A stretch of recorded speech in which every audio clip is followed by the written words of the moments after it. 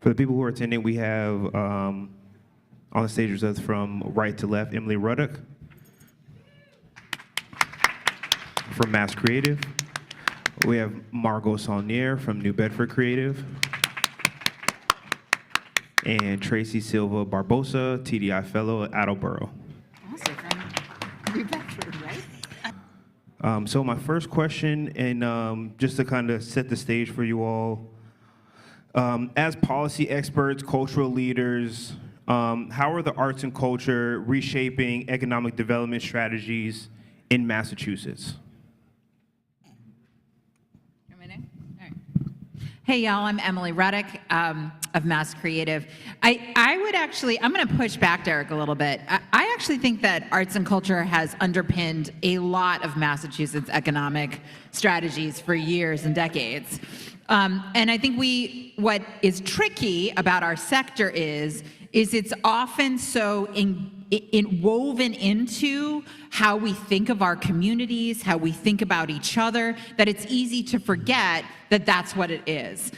If we think about we heard from two mayors who literally could spit off numerous examples of arts and culture bringing people together, shifting the way people understand their downtowns, making them more welcoming, making them feel safer or more connected. And I think, so there's that whole component. And then we also have data, which I'm sure Margot is going to share with us.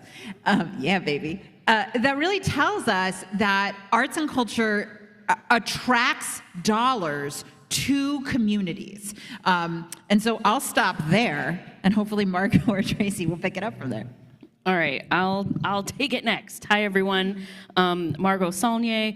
I'm with New Bedford Creative, but the program is embedded within the New Bedford Economic Development Council, so that's important to note. And I will quote my executive director, Derek Santos, who says this all of the time, that arts and culture and the creative economy is not just the frosting on the cake, it's part of the cake. So it's a critical component of the economy as a whole. And those municipalities, cities, towns that put the priority to support the creative economy are doing quite well and will continue to do well. And I'll quote another person from my organization, Ramon Silva, who manages all of the real estate development, all of the business loans. And we were talking one day in a meeting, and I'm talking about the creative economy, and he interrupted me and he said, Margot, the economy is creative. The entire economy is creative nowadays. Like, there's no separation. So, Tracy, do you want to add to that? Sure. Hi, I'm Tracy Silva Barbosa. I'm the Mass Development TDI Fellow in Attleboro, but I came to this position as an artist and owner of Duende Glass in New Bedford, where I've been able to work with and meet these two wonderful ladies. So as a creative myself and a business owner, I can speak to that. The economy is creative. The only thing you can rely on is change. So we have to pay respect to the ability to take what we've got, take our assets, and make as much as we can out of them, and to honor the creatives in our communities who tend to be younger and energetic and able to see our assets in different ways. And that's how our economies grow. So.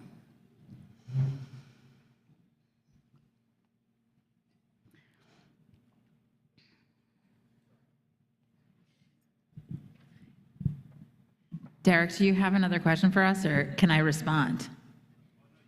Oh, okay, great. I think, right, let's name this moment, right? Like, we're in a moment of deep transition as a nation, and there's a lot of things coming out from Washington that is challenging the way that Massachusetts sees itself. And at the core of that is our arts and cultural community. And I think a little bit about, too, if we're talking about, from just an economic conversation, you cannot import the artists right? You can't, those are not hybrid jobs. Those are not work from home jobs. Those are folks who are deeply embedded in their communities and are gonna hold us together in a moment where we really need to think hard about who we wanna be to each other and to the rest of the nation. And I think that has a deep implication to our economy as well, right? Like, you know, I think about, you know, Margot, I'm sure in your office, right, there are conversations about how does New Bedford attract businesses to New Bedford, right? Yeah.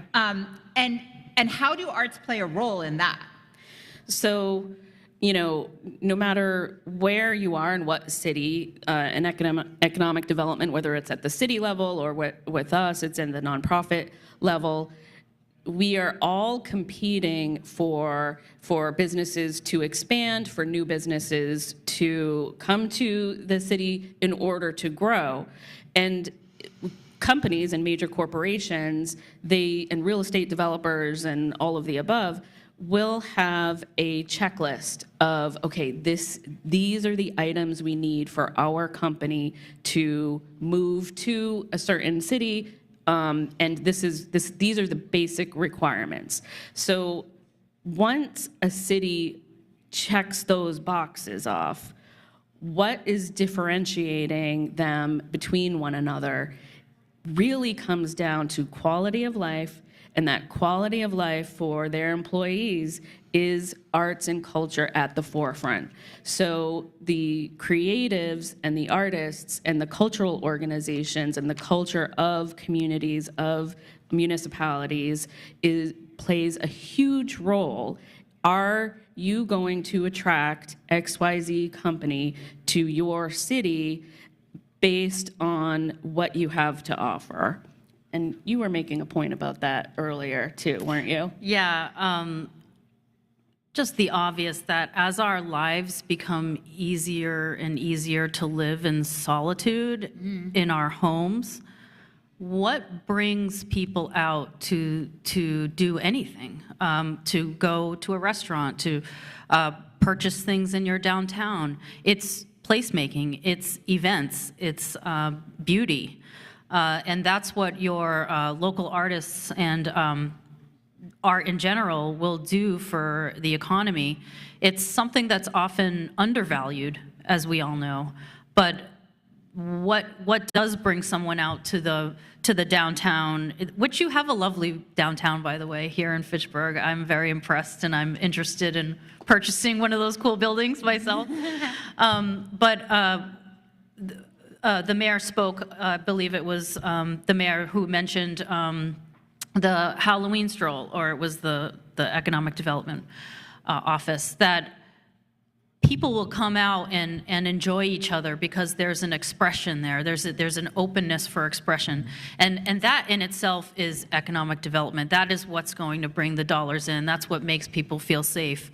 And I think that that's really, really important. When I moved to New Bedford almost 20 years ago, as an artist, I was immediately looking at my landscape and thinking about ways that my art could integrate, make spaces more safe. I'm proud to say I'm one of the first, not the only or not the first, to do some street painted murals to slow traffic. I lived in a neighborhood that was traditionally industrial and was at that time converting to more residential. So there were lots of straightaways, straight streets where trucks would drive very, very fast. And there was a park near me where it was pretty common for there to be a fatality in the street at least once a year. I worked with the CDC in my area, and we've got some grants. I believe some of it was from Mass Development. That's how they knew my name before I knew of this position.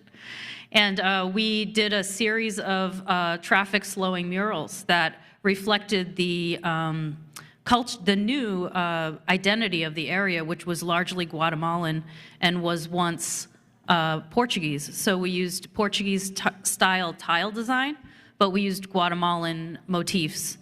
And we created a crosswalk into this park that did slow traffic. You saw it happen. As soon as we moved those gates out of the way, people slowed and people used that art as a way to enter the park. Now that park has food trucks. It has a food festival there, and it's all celebrating the culture of that neighborhood. And that is like an iterative effect.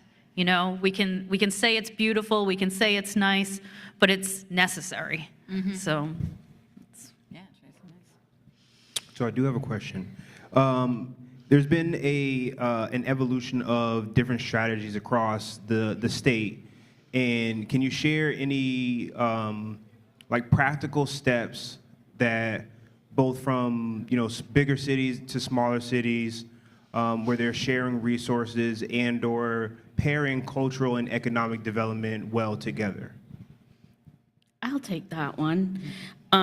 So in New Bedford, we have developed, and this happened well before, like I've been in my position for about 7 years now. And before I came along, the city of New Bedford, so it was the mayor, Mayor Mitchell, and the city council, New Bedford City Council, created an arts, culture, and tourism fund. So we are a city of 100,000 people. We are an hour south of Boston, along the south coast of Massachusetts. And the Arts, Culture, and Tourism Fund is in legislation, needed to pass the home rule petition. I am gonna, if anyone has any questions about that, you can go to Emily. But it passed in 2016, and in 2017, we began implementing, or the management of the Arts, Culture, and Tourism Fund. So that's municipal funding that is being funded by hotel lodging taxes in the city of New Bedford. So it's capped at $100,000 a year plus inflation. And that fund, which is a sustainable funding mechanism, allowed the city to expand on its arts, culture, and tourism. And the way they did that is through a contract. So the EDC has a 3-year contract with the city to manage the fund, and that allowed them to do an arts and culture plan, which we published in 2018. And I came along at that time and leverage both public dollars from the municipality, from the county, from the state, and from the federal government, along with private dollars from foundations and a lot of other resources. And that the creation of the arts and culture plan, which many cities can do, no matter what size you are, allowed us as a North Star to develop programs, trainings, projects, policy in the city. We are managed by or led by a New Bedford Creative Consortium. So it's a consortium of 28 leaders in the city. And that has allowed us to accomplish many things. We've created grant programs, trainings, like I said, a temporary public art program. And the key to all of it is partnership and collaboration. So we have hundreds of artists, and we are very lucky that Tracy is one of those many creative people in the city, and some major institutions like the New Bedford Whaling Museum, which some of you may have heard of. It's an internationally renowned museum. The Zeiterion Performing Arts Center, which is a 1,200-seat venue. But most of arts and culture in New Bedford is driven by smaller, one-person, volunteer-led nonprofit organizations, like the New Bedford Historical Society, which stewards the home of the Nathan and Polly Johnson House, the first home and freedom of Frederick Douglass, and they have done some major public art initiatives in the city. Or Gallery X, which is a co-op of artists and creatives that is a great way for emerging artists and experienced artists to get together and support one another's work. So the partnership and collaboration is a key component, and on the drive up, I was talking to Tracy about how lucky I felt when I arrived in my position, because this collaborative nature had already been developed over decades. So, you know, I know everyone has their personalities and their own agendas, but for the most part, we have been able to work together in order to push forward a lot of important projects. And we want to celebrate the, you know, we are an immigrant community in New Bedford. We are the largest fishing port commercial-wise in the nation. So it is a constant flux of you know, hardworking individuals from many, many different cultures coming together. And, you know, we want everyone in New Bedford to have a sense of that you are welcome here, and we want to support your culture and creativity. I feel like I went off on a tangent. No, you came back. Okay, You did okay. a great job. You did a great You job. also summarized everything I had to say, so, no. Yeah, I had all of my. I have many follow-up questions that could go on any of your tangents, but I did want to direct this first one to Emily, to a point that you talked about the consortium sharing resources. When I think of resources, many of us think of resources.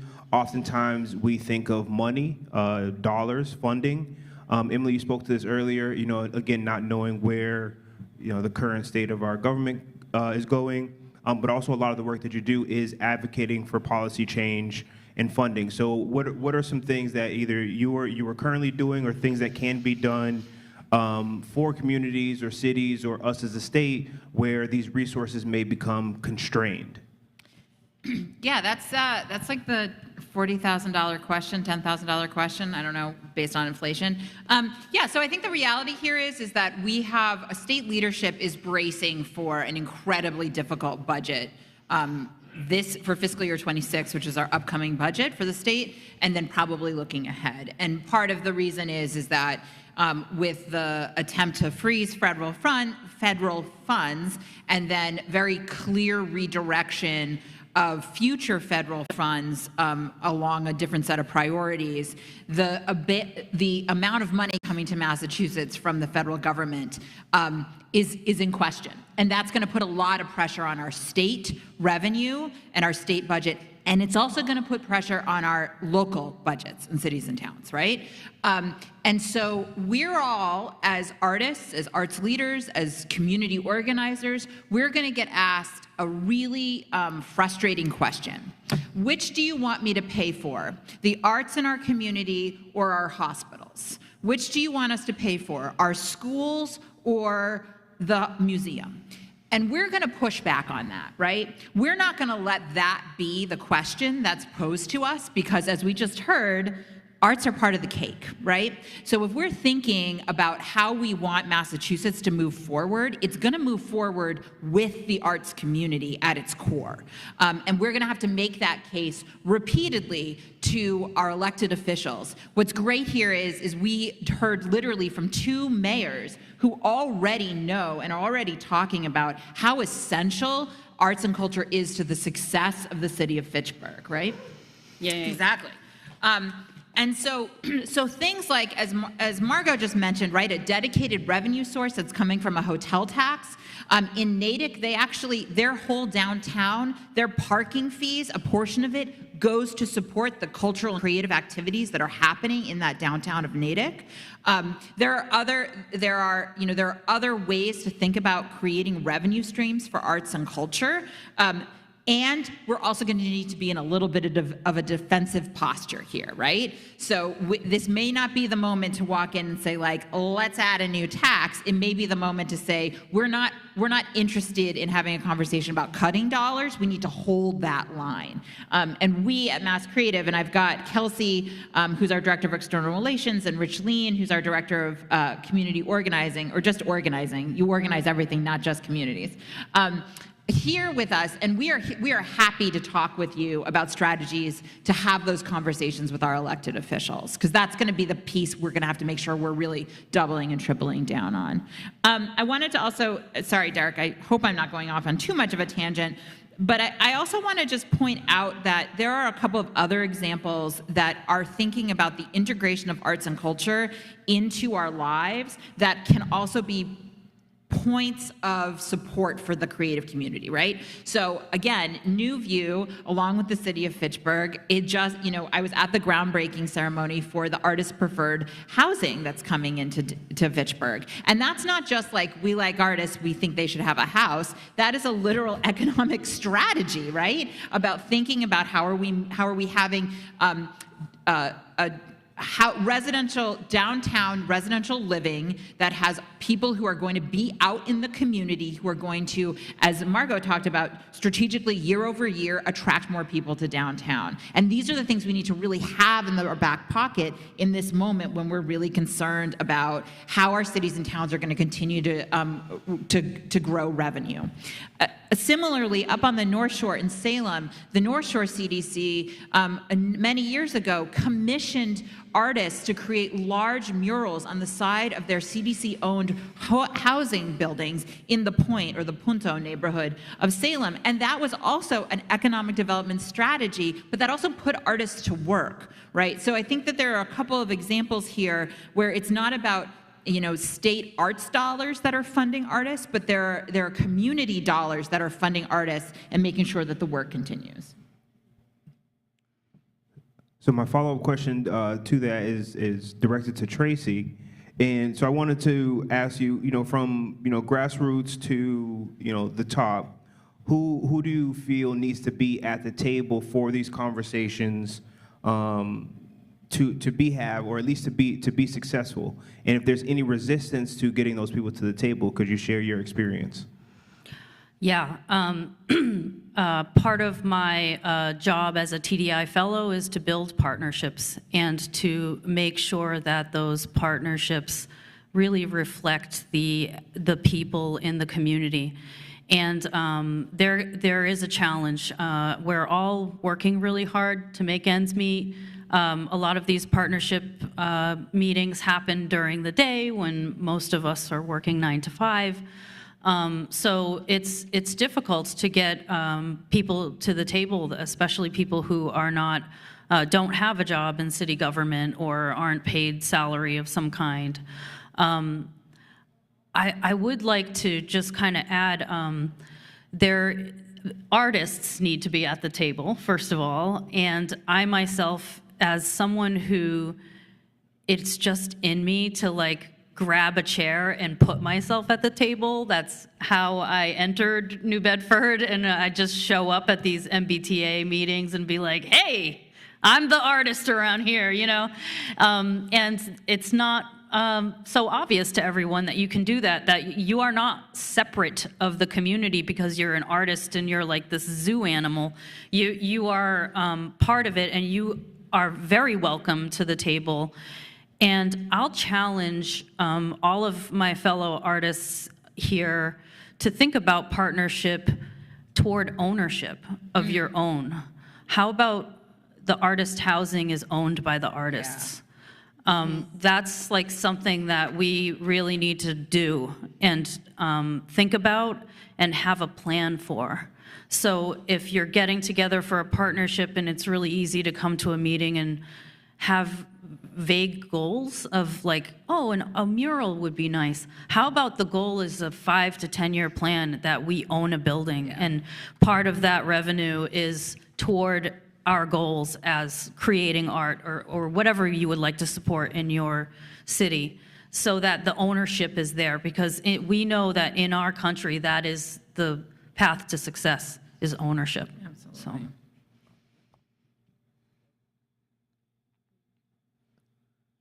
No, facts. I know you're dipping your toes into a little of that, which I love, Derek. Yes.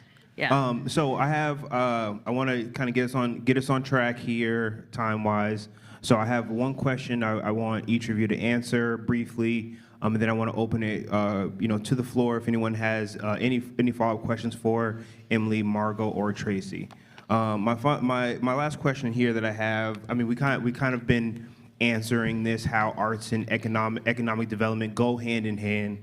But I want to, what do you see is most promising opportunity for the integration with the arts, culture, and economic development? What's the most promising opportunity that you see? We'll start at the furthest end with Tracy. The most promising opportunity, they're everywhere. I think that every city has its own identity to be a creative city. How can you be the most creative city for the world? New Bedford has its assets, Fitchburg has its assets, Lynn has its assets, and they are similar in many ways, but there's those tiny differences that you can offer out. And as if you build partnerships in your city and you identify those strengths, that's where you start, right? And I know that's really vague, but it's like you want to identify that thing that makes you special. Is it your natural resources? Is it some kind of industry that's prevalent? How can you partner with those industries to offer more or to highlight what you're doing, to get buy-in from those industries and create a new one? My business before being a TDI fellow is architectural glass, murals and integration.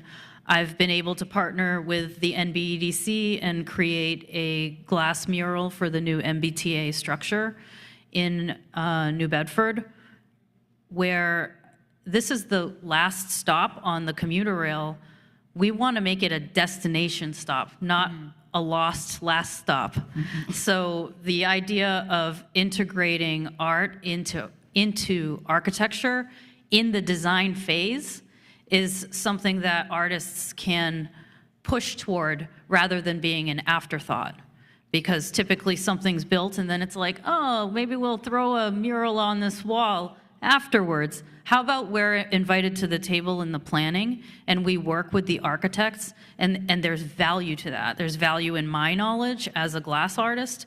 I was able to teach the architect and the glass company a few things. I'm gonna say so myself. So it's like, she can attest to that. So there's value there in our out-of-the-box thinking. And I bring that to my TDI fellowship as well, where I'm working with these partners that some of them are lawyers, some of them are city councilors. They're not used to thinking in that way, where you're sort of working with this palette of different materials and what can we do with it? How can we take our assets and make them into something new? And that's what artists do best. So I don't know, it's kind of a vague answer, but. It's great. Thanks. Because I was going to ask you if you didn't bring it up. Yeah, I would look, Tracy has created the most beautiful, powerful artwork within a glass elevator tower in New Bedford that, I mean, it's something to be real proud of. It's national award-winning work that you've done. Thank you. Yeah, Tracy. Yeah, and that actually was only possible with the Arts and Culture Plan that was created. I'm going to give a shout out to Lori Zapalak in the audience, and also the TDI group in the audience that partially funded this work, where this is what planning does. When you get your artists together and you're able to get the municipality on board toward your goals, what does it mean to you to have your artists represented through this arts and culture plan, it was brought to the table when this, it's been years and over 30 years in planning that a commuter rail stop would come to New Bedford. Because of the arts and culture plan, I was asked to come to that table, and I was kept at that table, and it was the initiative of the municipality that kept me there. Because there were quite a few times that the builders were like, you know what, nah, we don't need that, it's gonna cut into our bottom line. And the city had to say, this isn't our plan, and this is very important to us. And that's what made it happen. Because so many of these things die on the table because there's not enough support behind the artist. So that says a lot to the planning and to the goal, the end goal of like raising up your local artists and actually inviting them to the table in a multitude of ways, especially for infrastructure. Mm. Yeah, I mean, what I would say is that artists live within the world of possibility, and not many human beings do that on a regular basis. And living inside of that world of possibility, miracles happen. And that is the world that I want to be living in, and that is the world that I think most people want to be living in. So out of that, I just have so much to say. But out of, you were saying we have to be on the defensive, but we also want to be proactive. And so last year, we did commission Lori Zapalak, who is here. Thank you, Lori, for coming today.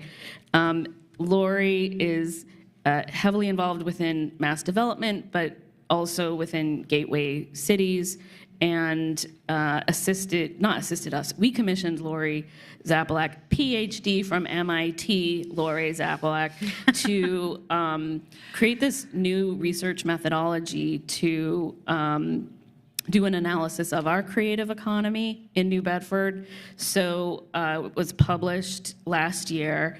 And so we now have the data to back up how important arts and culture is in the city of New Bedford, where in 2022, over $300 million in direct revenue, over 3,300 direct jobs, and 7.2% of the civilian workforce is in the creative economy in New Bedford. That is significant. That is direct. So, some other cities might do an indirect count. So we now, and we did go to our legislative body, and the first copy went to the mayor's office, saying, we've always known how important this sector is in our economic development. Now we have the proof. That's so great. Yeah. That's huge. Thanks. Yeah. Thanks, Margot, for leading that effort. So, Derek, would you repeat the question just one more time? Yeah, absolutely. Promising future. What do you believe is the most promising opportunity in the future with integrating arts, culture, and economic development? Community organizing, solidarity economies, and political mobilization.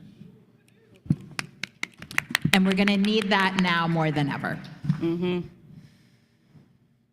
Thank you. All right, so I want to open it up. I think we have time for like one or two. Oh, I see a hand already waving. I see a hand waving.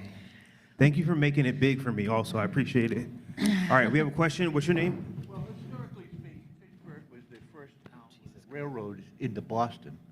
We have commuter rails here now. What we don't have, which New Bedford, Lowell, and everybody else has, is an interstate. To get into this town takes you 45 minutes by back roads. Not a good solution. Any thoughts on transportation? That's what I would say. That's how I would characterize that.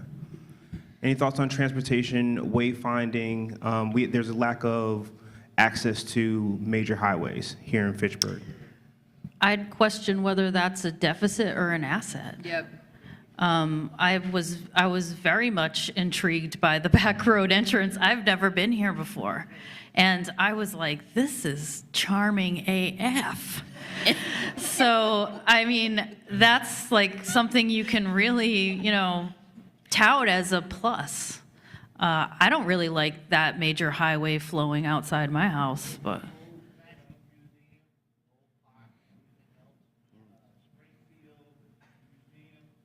Yeah.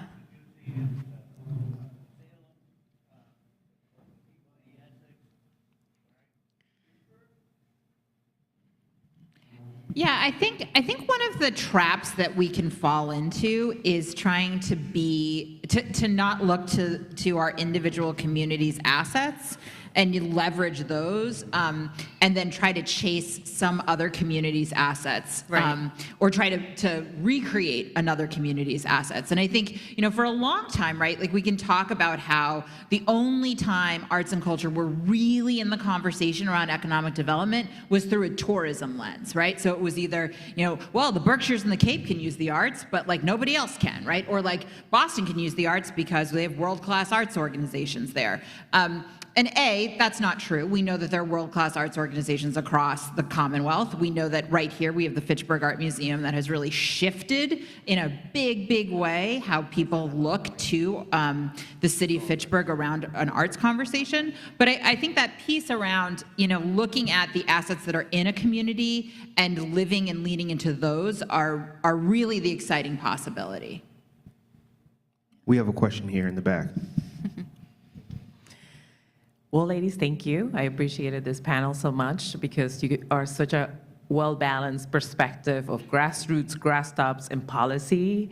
One thing that I have a question on, my name is Annabelle, Mass Development TDI Director, is on the social. I really love what you said, Emily, on like what needs to happen, right? Opportunity, organizing. I have a similar question and probably want to go deeper on the social infrastructure that needs to happen for artists, specifically in this fragile environment, right, of funding is at risk, right? But I want to think about the artist that is the invisible and that doesn't know how to own real estate or be part of a bigger partnership conversation or even advocate. What needs to happen for the invisible artists to essentially start shifting their mind to more entrepreneurship, right? Like owning a business, treating their practice as a business, getting paid a fair amount of money for their brilliance. So what needs to happen? What is the next frontier that needs to happen to bring those people more into the fold? Thanks, Annabelle. That was a great question. So I do think there's value in paying artists to do their art, period. Like, so many artists, so I can only speak for New Bedford because that's what I know the most, but I do know, I just want to say that I've been part of this TDI Creative Cities cohort with Fitchburg, Springfield, and Lynn, and in those conversations, I assert that the most creative, innovative projects are happening within gateway cities. And that story has not been told with the Commonwealth of Massachusetts. I wanted to make sure I said that. So paying artists to further their artistic practice or their creative practice is one way. And through the past few years with the pandemic, and we were fortunate that meaning we presented the city with a proposal and they accepted it for us to invest $1.2 million in arts and culture in the city. And half of that was investing in 100 artists. And so 100 artists in the city received a $4,000 capital working grant, as well as a year of training opportunities. And we left it intentionally flexible because there are some artists and creatives who are naturally entrepreneurs who do see themselves as a business And all artists are businesses, but not all of them see themselves as businesses. So some of them are and so that's we want to be able to address as many as we can. The invisible artist issue, it is a gap. Like but I could see through this program that we did that many artists started finally seeing the value in their own work. And even though it was 100, and there are literally hundreds more, and hundreds more that there may be a language barrier or an accessibility barrier or some other way that we are seeing some opportunity to address that. But clearly, what I came out of that is investing in artists to continue their artistic practice. Thank you. We have 2 minutes.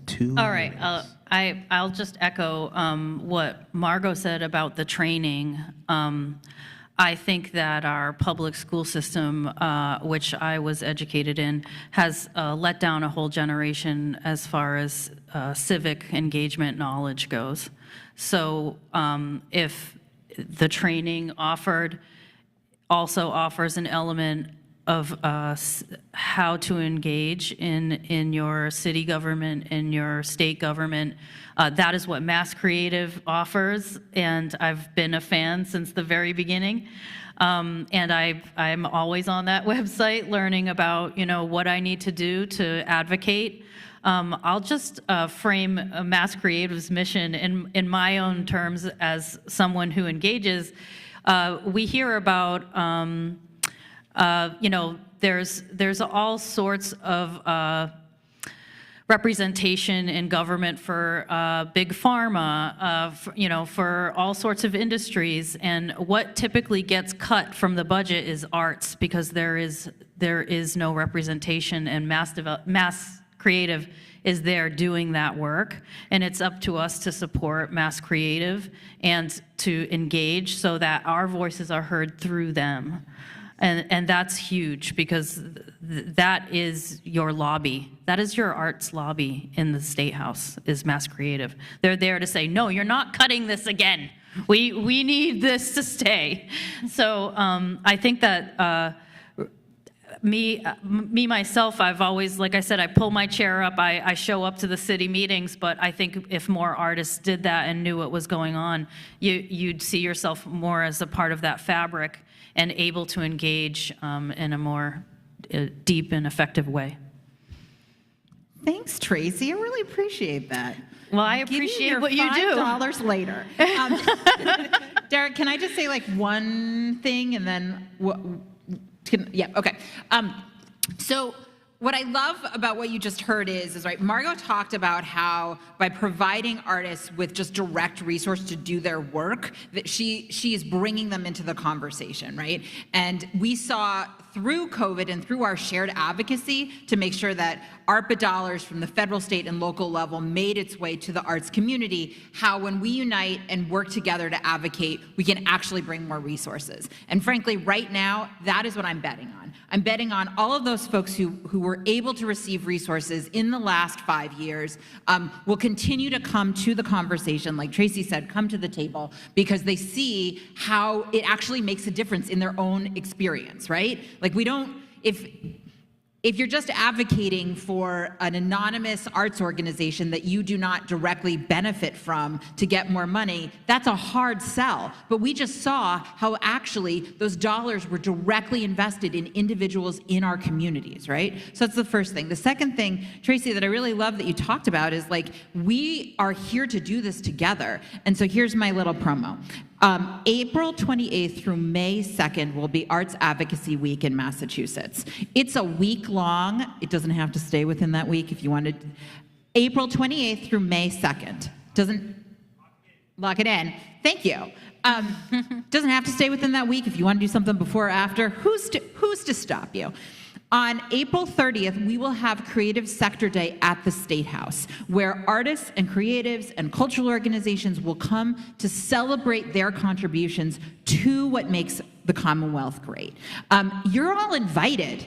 And leading up to that, Richleen and Kelsey and I will be working to make sure that you have the tools and the resources to not only show up, but to feel confident and feel like you understand the process so that nobody can make you feel small or make you feel like your voice isn't heard.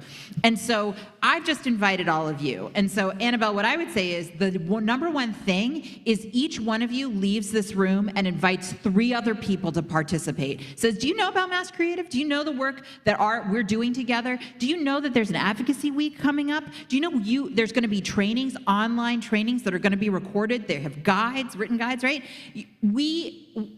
Organizing and change happens through relationships. That is how it happens time in and time again. It doesn't happen because I send 1,000 emails as much as Kelsey writes a great email.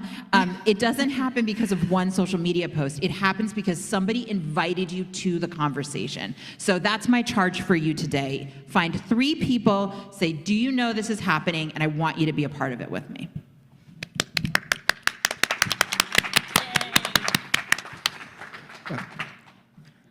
Thank you all very much. So if you have a question and you want to connect with Emily, Margot, or Tracy, also for our panelists, I welcome you to utilize the cafeteria or the fireplace room in the cafeteria. Liz Murphy will be set up in there if you also want to get in there and maybe make something with your hands if you're getting antsy. Thank you to Carolyn and Joe. There's coffee in the back. But I want you guys all to give another warm round of applause to Emily Ruddock of Mass Creative, Margot Saunier from New Bedford Creative, and Tracy Silva Barbosa from a TDI fellow from Attleboro. Mass Development. Mass Development. And thank you all very much for giving us your time. Yeah. And thank you, Derek. This is fabulous, and you are awesome. Thank you. Thank the team. Thank the team. It's a we thing. That's right. All right, we're gonna play some music, and then we're gonna get right into our next panel. I'm gonna introduce our panelists here in 2 seconds.